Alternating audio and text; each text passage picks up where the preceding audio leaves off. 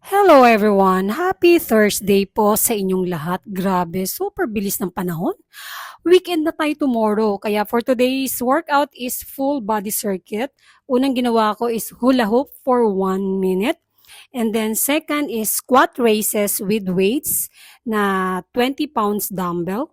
10 counts ang ginawa ko dito. Grabe, hingal ako talaga dito pero super naman, napakaganda dahil full body workout na nga ito. Lahat ng katawan mo target nito. Then last one, around the world and squat using my 12 kg na kettlebell. Inulit ko lang to na, bali ang ginawa ko dito is 2 sets lang.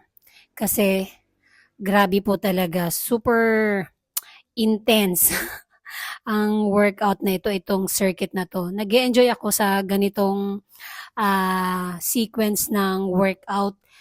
This week ko lang to na-try, yung circuit workout. Masarap pala, napakaganda. Try nyo. Have fun!